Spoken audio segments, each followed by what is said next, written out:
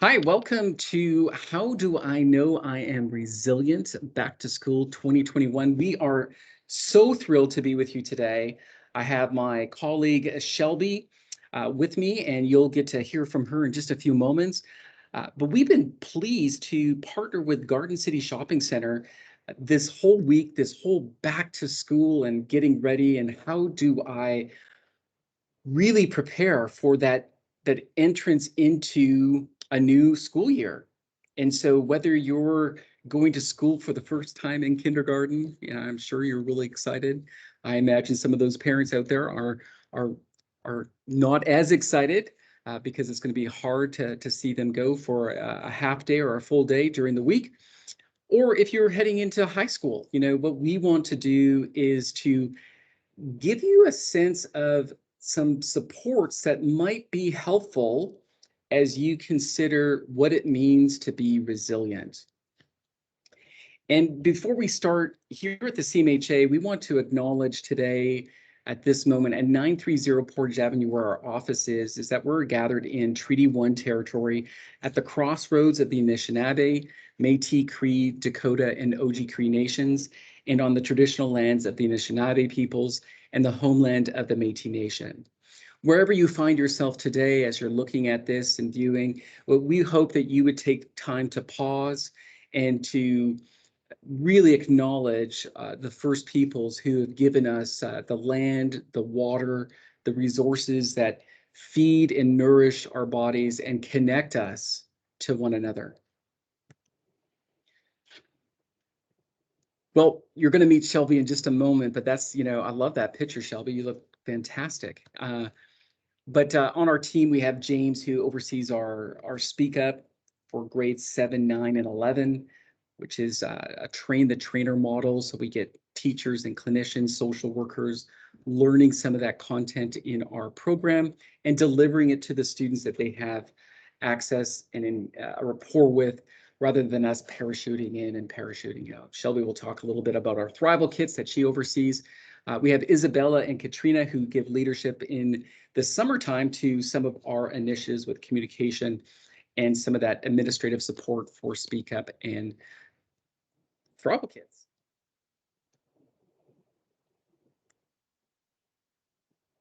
So Shelby, why don't you talk to us about what is resilience? Sure, Stephen.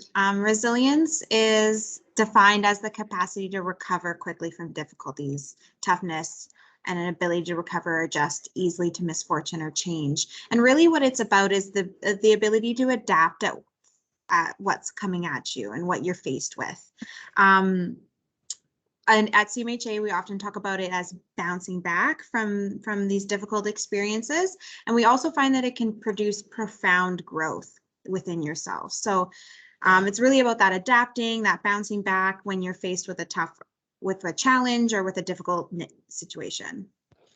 Yeah, Shelby, it's so great, and I think this really helps us understand that, we all have resilience. We have some form of resilience, but sometimes when we've experienced some, tremendous adversity or trauma or tragedy, sometimes we feel disconnected to our well-being. So our well-being and resilience are really connected. It's so important to recognize the connection that our well-being has in as we talk about resilience. And so the myth busting, I think this is what's important. And we got some myth busters here, these cute little folks. Shelby, can you share with us some of these myths?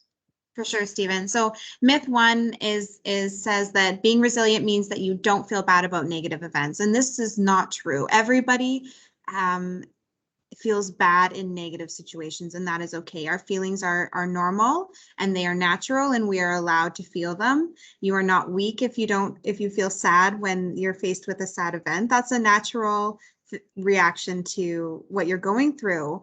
It is found that resilient people tend to be a little bit more positive thinking, but feeling your emotions is really important in understanding what you're going through and helping you be resilient in the future as well. Myth two, being resilient means that you just accept things even if they are unfair. This is not true as well. Resilient people tend to be speak up when they come across prejudice or inequality, and it shows that they're really willing to face head-on challenges and adjust things so that they're more fair and face what they're met with. Myth 3 is being resilient means that you can't empathize or sympathize with others who are feeling badly. And this is, of course, not true. Empathy is an amazing skill and quality that everybody holds within themselves. Empathy helps create your community of supports and the people in your lives that you can share empathy with, and that will in turn share empathy with you. And when we have community of supports, we are able to use the people around us and that are supporting us that are going to help us get through our tough situations. So it builds a community, and you know you're not alone. And myth number 4, if you're not resilient, you are weak. This is not true at all. We all have the ability to be resilient. It's a skill. It's something that we learn. So it's not that you're not resilient or you are resilient. We all are resilient. We just have to build that and work on that. Yeah, it's really great. I know on the screen you're probably seeing myth 5, and that's okay. How great is it that we don't have to be perfect? And that's a part of resilience too, is that sometimes we think that we have to have it all together in order to start something. And what we want to suggest to parents, to caregivers, to students alike, that if you've never been to the 6th grade, you don't know what the 6th grade is going to be like. And so understand that you get the opportunity to engage in something brand new and attach a feeling. That's what we really want to know is to really hone into, what am I feeling in this experience?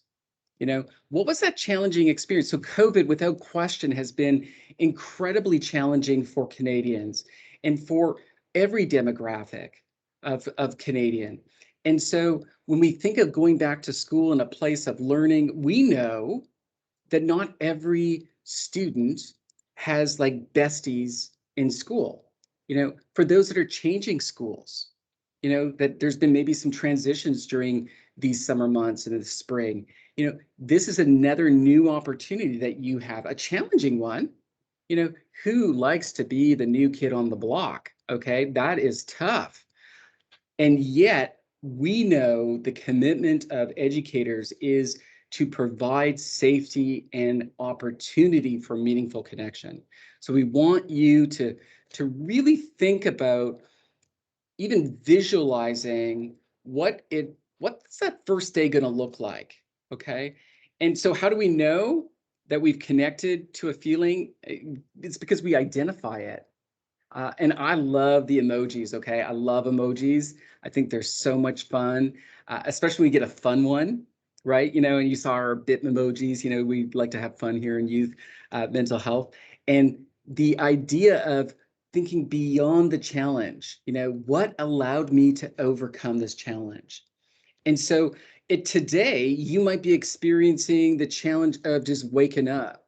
Okay, it was a long week. It was a long yesterday, and you've gotten up today, but that was a challenge. But you've overcome that. What allowed you to do that? Maybe it was the alarm clock and setting that in advance.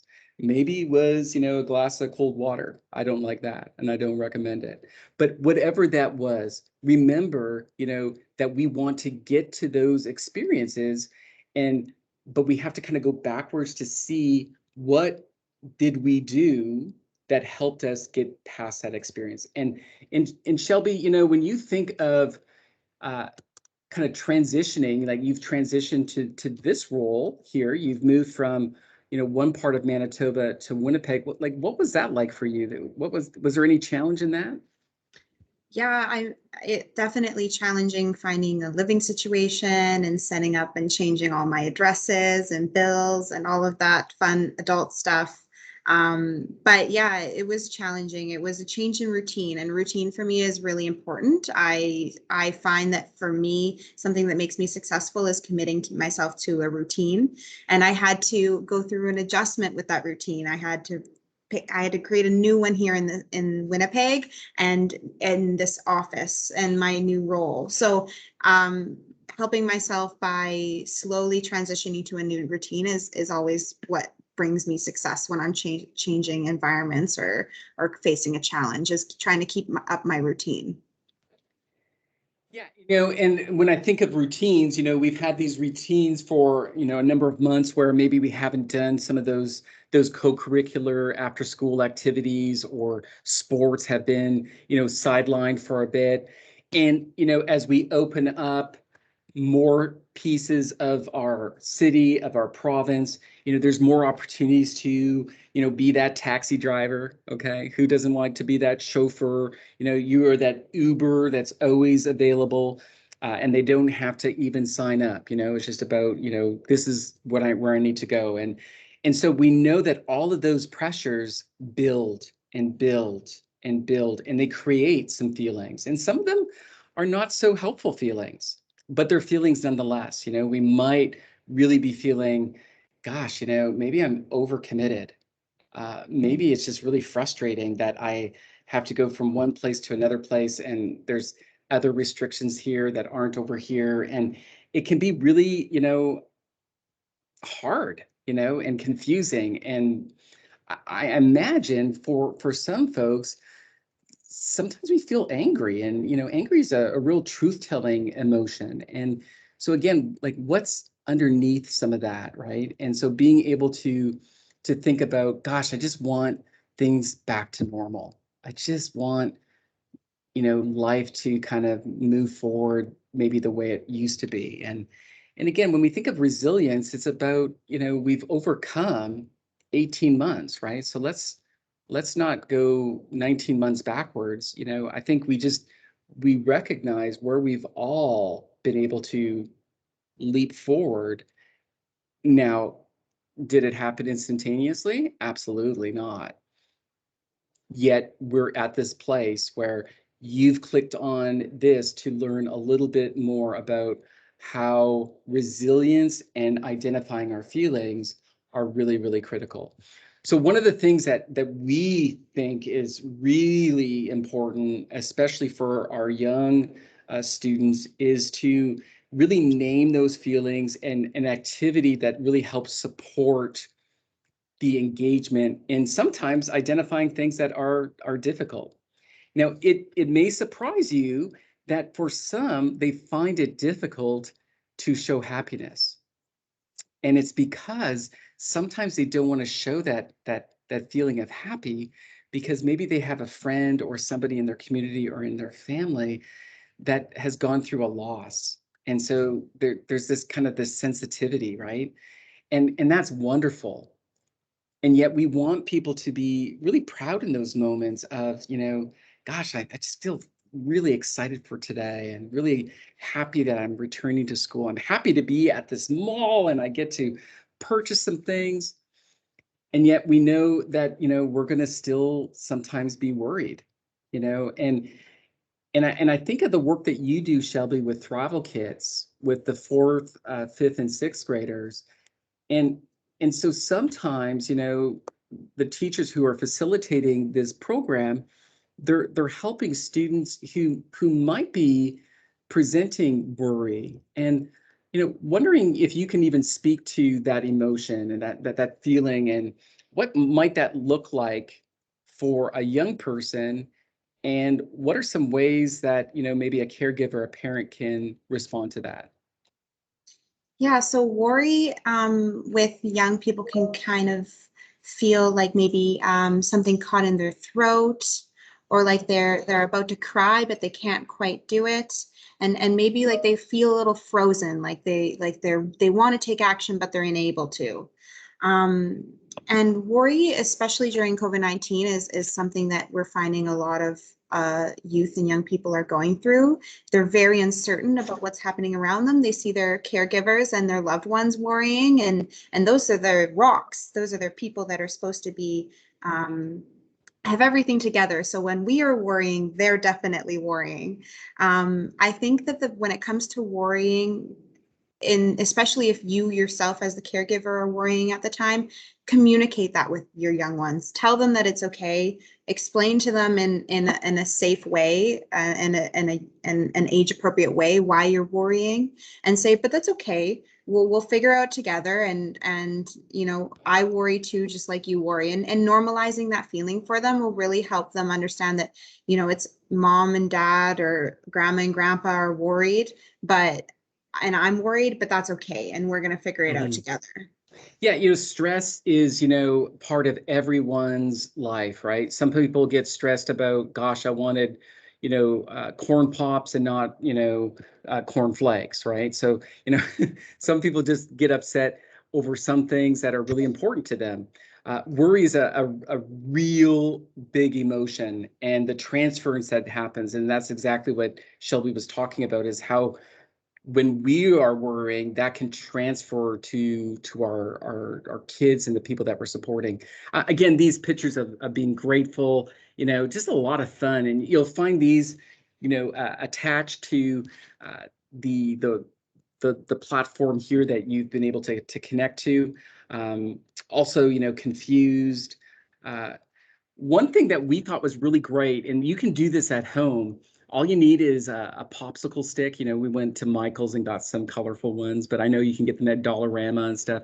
Not an expensive thing. Or, find a twig outside. You can use a branch or something. Of course, something that's not alive would be great. Get a piece of paper, fold it in half, find some tape, but write down an answer to these questions. So Shelby, when I think about my future, what would you say? I feel excited. Mm-hmm. Yeah, I feel excited. How about you, Stephen? When being at the mall around so many people, it makes me feel, anxious. So sometimes, with social settings, I get a bit more anxious when there's a lot more people.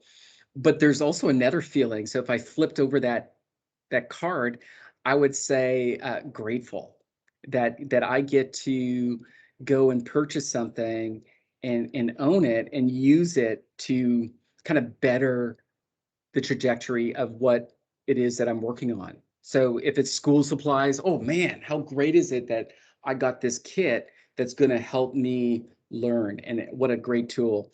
And so when you think about returning to school, what we want you to do is to write down on a piece of paper, what that is. Now, the other piece is attached to this is some opportunities for you to download a frame that says name it, don't numb it. And this is a great campaign that the CMHA has done this year to really help people identify feelings. And so what we want you to do is take a picture, maybe post that feeling, and remember that feeling of excitement. And maybe when we're feeling anxious, we go back to, like, what are some other feelings that I was feeling in terms of returning to school? What could that look like?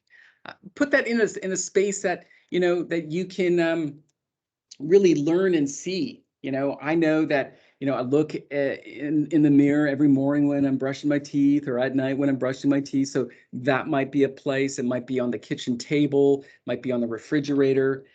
It might be on your tablet in terms of your screen, your background screen. It could be a lot of things. Parents, caregivers, these are amazing resources that we would want you to consider engaging in if you were finding the need to support your loved one in a more, maybe in a more formal way. Kids, you have accessed the kids' help phone 400+% since COVID started. And so we know that to type, to text, connect to 6868, and you'll hear right, but you'll get a text right back. And if you call, you're going to get somebody on that other line to help you. These other pieces are apps that you can connect to. We have a well-being connection podcast, so if you're interested in learning more about mental health and well-being and how that is really shaped and in terms of an evidence-based and a, as Shelby was talking about the importance of the appropriateness in terms of content. This is really directed for youth, ages 14 and onward, really helping them understand what's out there and normalizing with people's lived experience, talking about something that they could possibly relate to. And maybe that's the next step for them to start talking about some of those feelings. Like, let's be real, Shelby. Yeah, we know some people in our lives that it's hard for them to share their feelings, isn't it? Yeah, it's very hard. But easier for, if for like very visceral ones like anger or upset, but maybe for like, disappointed or some of those other ones, they struggle with sharing, like maybe more of a something that makes them feel like they're vulnerable. Right. But feelings aren't vulnerabilities. They're signals warning you and telling you something. They're really telling you something, and it's important to pay attention to them and identify them.